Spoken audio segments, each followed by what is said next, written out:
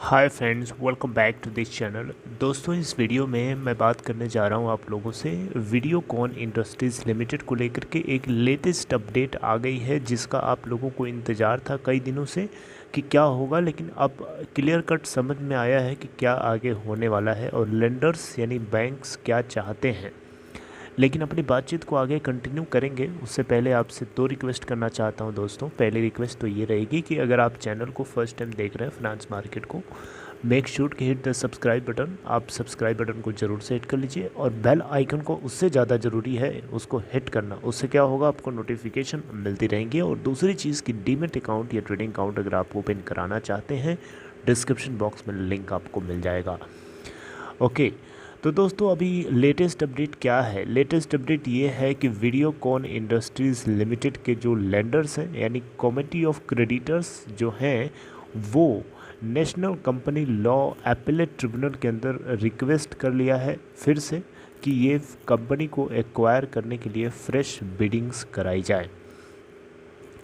Committee of creditors of Videocon industries on Thursday मतलब last trading session. आपको पता है आज फ्राइडे है, आज छुट्टी है। तो दोस्तों यहाँ पे national company law appellate tribunal की तरफ से पूछा गया है, अलाउ करने के लिए पूछा गया है कि आप कृपया अलाउ करिए ताकि हम सब लोग फिर से फ्रेश बिडिंग करा सकें। सितंबर में आपको पता होना चाहिए लेंडर्स ने जो है अप्रोच किया था एपेलेट ट्रिब्यूनल यानी national company law appellate tribunal को, ताकि नए प्रपोजल्स के लिए after they came under criticism that कि आप इतना ज़्यादा हेयर कट ले रहे हैं। यानी बहुत लोग क्रिटिसाइज़ कर रहे थे बैंक्स को कि 96% हेयर कट के बाद इस कंपनी को एक्वायर किया जा रहा है। मतलब ये क्या है यार, मतलब एक तरीके से फ्री में आप एक्वायर करवा रहे हो अपनी कंपनी को। यानी ट्विन स्टार यहाँ पे बहुत ज़्यादा एडवांटेज में था और ट्विन स्टार की तरफ से जो बिड लगाई गई थी वो बिल्कुल इस कंपनी के लिक्विडेशन वैल्यू के इक्वल थी। तो ये कहीं ना कहीं शक पैदा कर रहा था लोगों के दिमाग में। और शायद NCLAT इसके खिलाफ, इस रेजोल्यूशन प्लान के पहले से खिलाफ शायद इसीलिए था।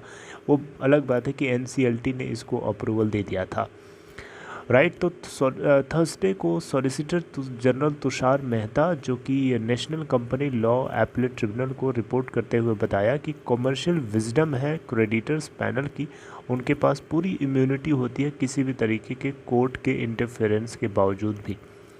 ब्लूमबर्ग के आर्टिकल के अंदर ये चीज़ कोट करी गई है कि इन्होंने कहा कि अगर रिजोल्यूशन प्लान फिजिबल नहीं है तो कमेटी ऑफ क्रेडिटर्स के पास पूरा राइट है कि वो फिर से फ्रेश बिडिंग के लिए ऑप्शन ढूंढ सकते हैं।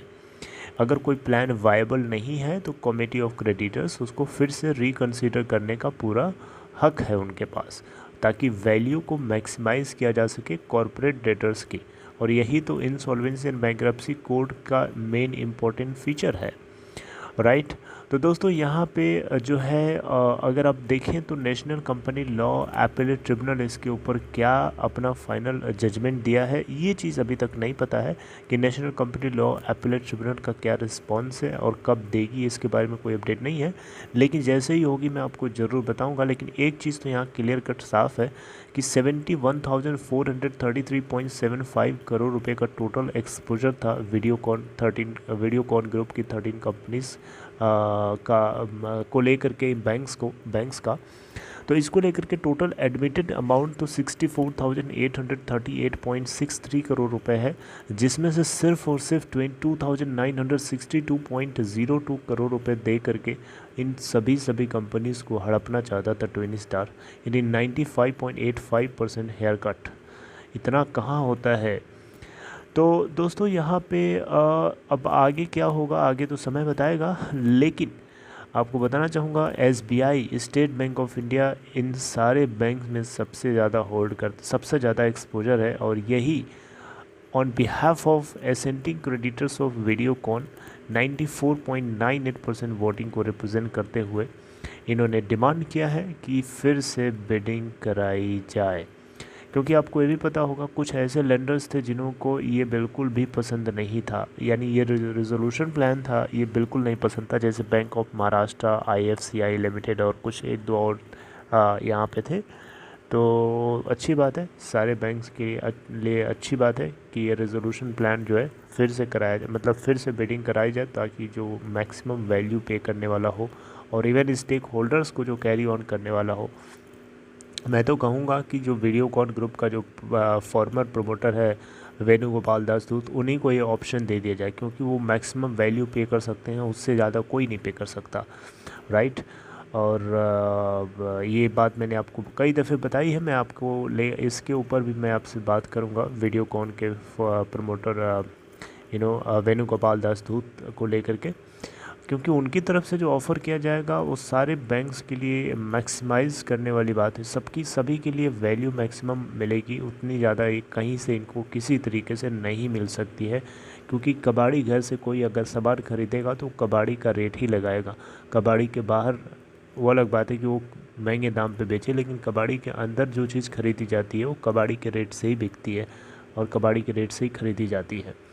तो NCLT के अंदर कोई कंपनी है IBC के प्रोसेस से गुजर रही है तो वो कबाड़ी के भाव से ही खरीदी जाएगी, तो बहुत ज़्यादा देगा कोई तो 2-3 हज़ार की जगह 10,000, 5,000, 6,000 करोड़ दे देगा, लेकिन 50% भी इनको हेयर कट जो है 50% भी रिकवरी नहीं हो सकती है किसी दूसरे पार्टी के थ्रू इन बैंक्स को, एक्सेप्ट वीडियोकॉन के फॉर्मर प्रमोटर वेणुगोपाल दास दूत के थ्रू। दोस्तों आपसे आगे बात करूंगा नेक्स्ट वीडियो में। अगर आपको ये कंटेंट अच्छा लगा हो, लाइक शेयर करके इनकरेज कर सकते हैं। And take care.